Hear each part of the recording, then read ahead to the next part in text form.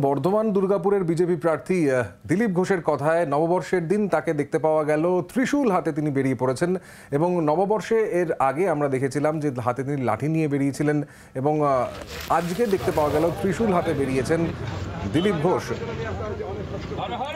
লাঠির পর এবার হাতে ত্রিশূল। নববর্ষের সকালে ত্রিশূল হাতে প্রচারে বিজেপি প্রার্থী দিলীপ ঘোষ। বর্ধমানেশ্বর শিব মন্দিরে তিনি সেখানে পুজো দেন। অশুভ শক্তি আর পাপের প্রতাপ বাড়লে বাবা ত্রিশূল হাতে নিয়েছেন। শিবেরই প্রেরণায় স্বচ্ছ ভারত আর স্বচ্ছ রাজনীতি করতে চাই এই বলেই হাতে একেবারে ত্রিশূল তুলে নেন দিলীপ ঘোষ। পার্থ চৌধুরী আমাদের প্রতিনিধি রয়েছেন আমাদের সঙ্গে, পার্থর সঙ্গে আমরা কথা বলবো। পার্থ, এর আগে আমরা দেখেছিলাম লাঠি হাতে দিলীপ ঘোষ তিনি প্রচারে বেরিয়েছেন আর এবার একেবারে হাতে ত্রিশূল তুলে নিলেন। হ্যাঁ হাইলি, দেখো আজকে যখন সকালে প্রাতঃ ভ্রমণের পর দিলীপ ঘোষ পাশেই একটি মন্দির রয়েছে যেটা বর্ধমানেশ্বর শিব মন্দির, যেটা গোটা ভারতের অন্যতম বড় আকারের শিবলিঙ্গের জন্য বিখ্যাত। এই শিব মন্দিরে তিনি যান, তাকে মিছিল করে অনুগামীরা নিয়ে যায় এবং যাওয়ার পথে তার হাতে অনুগামীরা একটি ত্রিশূল তুলে দেন।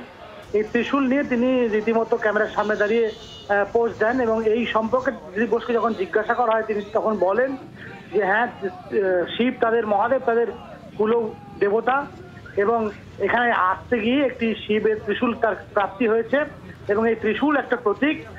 যাবতীয় অনাচার এবং পাপ যখন বাড়ে তখন শিব তাণ্ডব নৃত্য করেছিলেন এবং ত্রিশূল হাতে তুলে নিয়েছিলেন।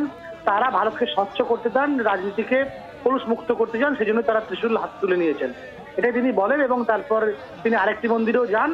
আজকে প্রচারে এসে দিলীপ ঘোষ এভাবে ত্রিশূল তুলে নিলেন। ধন্যবাদ পার্থ। পার্থ চৌধুরী ছিলেন আমাদের প্রতিনিধি আমাদের সঙ্গে।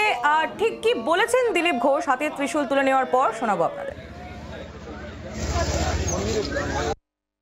আজ বাংলা নববর্ষের প্রথম দিন সকালবেলা আমরা বর্ধমানেশ্বর মহাদেবের দর্শন এবং পুজো করলাম। তো বাবার ওখান থেকেই ত্রিশূল লাভ হলো। বাবা যখন যখন এই বিশ্বেতে পাপ আর শুভশক্তির তার বেড়েছে প্রভাব, তখন তিনি ত্রিশূল হাতে তুলে নিয়েছেন, তাণ্ডব নৃত্য করেছেন। তো তারই প্রেরণায় আমার কুলদেবতা মহাদেব স্বয়ং, তো তার ত্রিশূল নিয়ে আমরা অভিযান করে স্বচ্ছ ভারত আর স্বচ্ছ রাজনীতি করতে চাই। ত্রিশূল তার প্রতীক। কোনো ভয় কি আত্মরক্ষার জন্য? আত্মরক্ষা আছে না, দেশ রক্ষা। দিলীপ ঘোষের হাতে ত্রিশূল এবং এভাবেই তিনি প্রচারে বেরোলেন নববর্ষের দিন। এই বিষয়ে আমরা কথা বলেছিলাম তৃণমূল নেতা জয়প্রকাশ মজুমদারের সঙ্গে, তার বক্তব্য শুনবো। এক একদিন এক একটা প্রপ, থিয়েটার বা নাটকে প্রপ ইউজ করে।